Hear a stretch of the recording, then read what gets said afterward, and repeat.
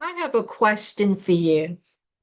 Wanna, if education's purpose, well, that's a little bit dry, is to prepare you for life, what grade would you give your education? Let me say that again. If education's purpose is to prepare you for life, what grade would you give education? Your education, uh, looking back, reflecting to who you were. Listen, this is Anne Marie, host of About This Life. About This Life is about changing the mindsets and the belief systems that we have because sometimes we need to unlearn some things. Sometimes we need to have a shift in the way that we approach what we believe, and we will find that that takes us to a place of transformation where we become renewed in terms of who we are, quite honestly. Why did I start with education? Being a teacher being a teacher, educator for many, many, many years now. I'm not going to tell you how many. Okay. One learns the art of discernment. The art of discernment. Let me begin by just saying there's some things that I used to believe. I used to believe when I first started out as an educator that the children in front of me, you just do as you're told, right? You just listen to the instructions, listen to the directions, and you should be good because after all, they were given to you. Those opportunities were open to you. I used to believe that. So let me give you an example of things that would happen. So children in a classroom, they're going to exhibit different behaviors. And so when you look at the child in the corner and they're acting out, they're not paying attention. You might want to push them and press them. And then you look at the one over there and they're in and out their seat like Jack in a box, like, what's going on? And still another child, he feels he has to be the class clown, right? Everybody has to have eyes on him or her and all of the attention. And here's my favorite, the defiant one. The defiant one that just don't want to listen to you and won't hear anything. And you think to yourself, all you have to do is give them some sort of directive. Go ahead and do this, right? And that will fix it. But that's not correct. Because the discernment, remember that word, the discernment comes in that word listen. And maybe that's why I opened my show that way. Can we listen and can we hear what people are telling and showing us? Because the misbehavior that's going on in those different areas of your classroom, it relates to maybe that child over there is hungry, didn't eat last night, didn't eat this morning. Maybe the child over here was a witness to abuse. Worse yet, is the person being abused. Maybe this child over here, the parents are going through a divorce, and the child is back and forth from one household to another. Children are dealing with adult issues and so many different aspects that come into their life. That doesn't stop at the door when they come into the schoolhouse. That comes in, that's what they carry. So, how we respond and how we help them feel safe, how we help them to get into a safe place is really the art of listening when someone tells you or when someone shows you what they are experiencing. But let's bring this back. Let's bring this back to the adult life for our listeners out there who's listening to About This Life. Oh my goodness. That school system, that school setting, shows you the inner child at play in real time, because you're working with young people and young kids, and that's real time lessons. Now, let's bring that experience into adulthood. Why do adults get stuck? If you're a coach, you will hear that term often, because any coach worth their salt will run into clients who at times they get stuck. And your goal, of course, is to help your client get from point A to point B, and there are various ways that we do it. One of the most successful ways that we can approach our clients. I want to give you some tips about some things that I learned from the schoolhouse. And that is, be discerning and ask yourself why. Why? So if that adult person in front of you, that client is stuck, why are they stuck? Are they stuck because there's some place in their emotional well-being? There's some place in their social, physical, financial, spiritual, in all of these spaces that we occupy, is there some place where they didn't feel safe?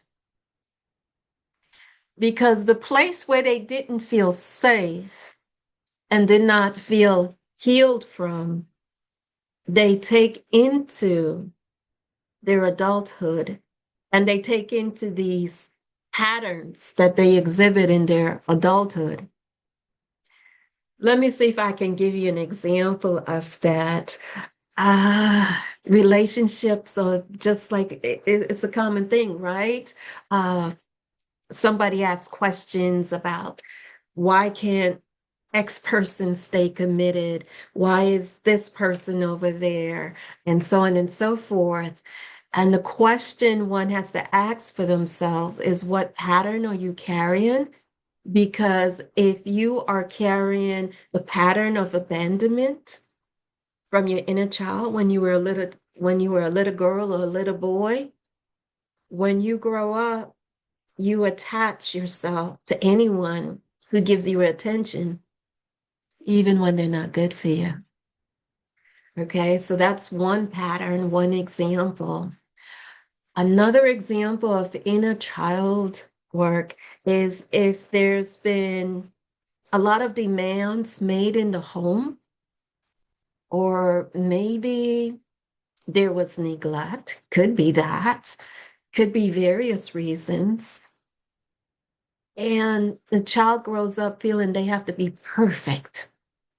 So if they fall less than perfect, then that adult person now feels that it's a either or with a perfectionist. A perfectionist either feels, that is a complete failure, or a perfectionist feels everything has to be 110%. There's no middle ground with a perfectionist. In so doing, you can see an example of the patterns. You can see an example of how we carry those places within us. Now, what are the types of things that you do when you're coaching clients through this time? Is you always want to look at the root cause, as I mentioned, and I gave you some examples.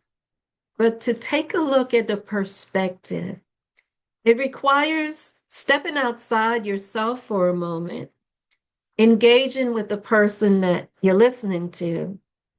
And the first thing that I do as a coach is I try not to take things personal, because what the person in front of you needs to hear at this point is an affirmation that they've been heard. An affirmation that they've been heard, affirming that someone has heard them. before you try to fix it, before you try to offer suggestions, before you try to bring in your own life situation as examples of what they can do, have they been heard? Have they been heard?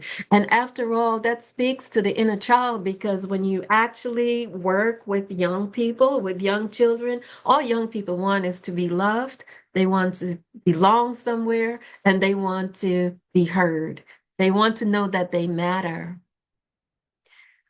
As a coach working with adults, it is so important to understand that your clients just want to be heard. They just want to be listened to. When I think about how did I get to this place? How did I discover all of those details? How did I discover how to affirm? When I think about how to discover, where do you affirm? Like, how do you know? Just like the scenario I described in the classroom with all of these different behaviors. So, how do you know which is which? How do you know which is which? Well, life experience, the lived experience. One of the reasons, and I want to talk about on this show, on About This Life podcast, is to talk about becoming enough, becoming you. That is the name of my community that I am working, quite honestly, to grow. I'll be transparent with you. Because if we go through the understanding or the notion that becoming enough is the posture and the understanding that you are already enough, it is not based on performance. It's not based on how much you do, and mercy. Lord knows some of us do so much for others, right? It's not on performance. It's not on achievements, how many blue ribbons, how many trophies that you get, how many accolades. So it's not achievement oriented. It's not goal oriented. How many goals did you accomplish this year? We're nearly at the end of the calendar year. Did you reach all your goals? Why? Why not? How many career goals? How many life goals? It's not about how many goals, how many achievements that defines your success. It is about who you are and whose you are.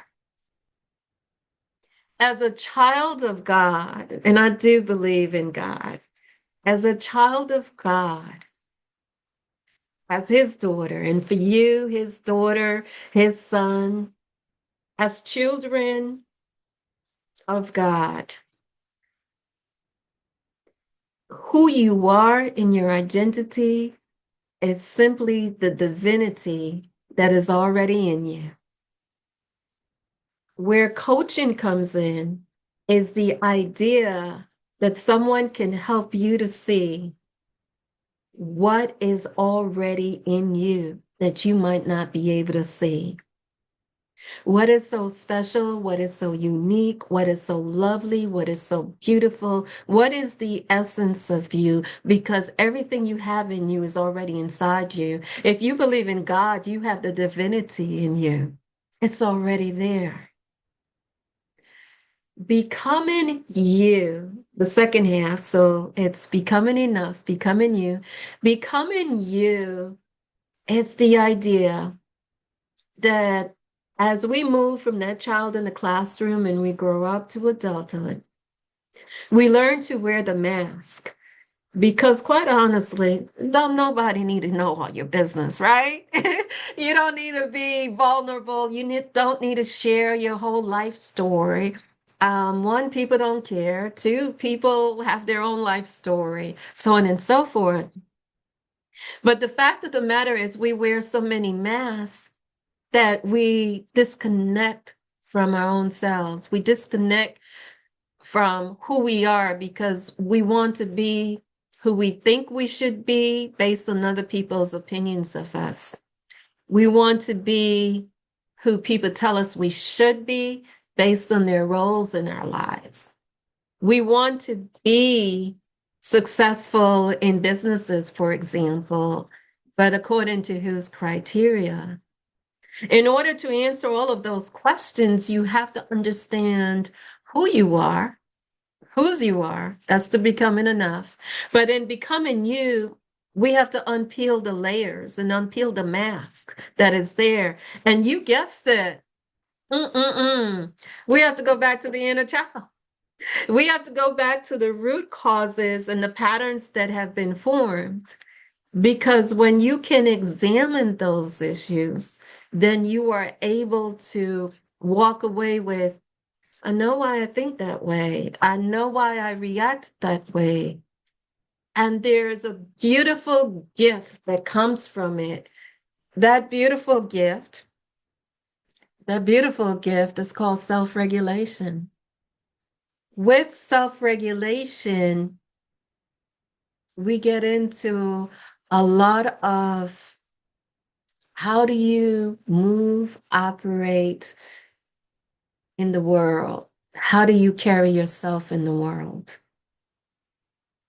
Those tap into the mindset shifts. And for the audience members who happen to be uh, business coaches, who happen to be entrepreneurs or solopreneurs, what I want you to consider is that everyone carries patterns.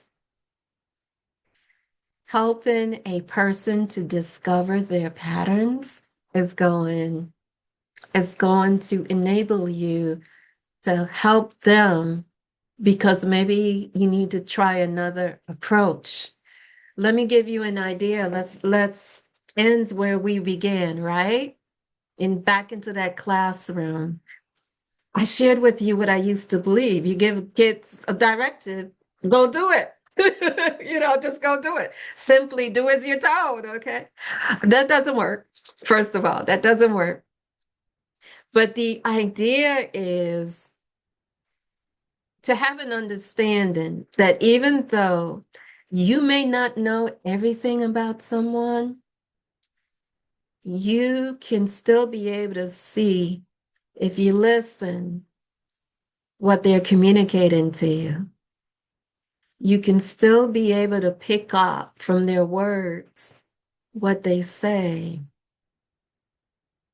And from picking up from what they're saying, what they're sharing with you, then you can be able to help them or know from which toolbox to delve into to help that child, to help that adult move past the point of where they're stuck. And once, I'll give you another tip, another tip. There's this use of the word empower. I used to believe that as an educator, as a facilitator, as a coach, my job is to empower the other one, right? My job is to my job is to teach, share how to feel empowered. I don't that's not an approach I recommend one taken because I've evolved, had some training, did some work, worked with some clients, received some feedback, and the true transformative power comes when a client can alchemize their pain and the client can heal their own selves. That goes against the grain, doesn't it? Well, what do they need you for since you're a coach? You are still needed because as a coach, you are providing the pathways. You are exposing the opportunities. You are making recommendations and suggestions of different paths that they can take in order for that person to heal and for that healing to stick and for that healing to last and evolve and for them to become their greatest self, for them to alchemize the place where they're stuck and move past that. You're a guide. You're a facilitator. They have to alchemize their own healing. And your role is to be the light and reveal and show them the way. This is Anne Marie, host of About This Life, changing our lives one day at a time. Love you all. Take care, everybody.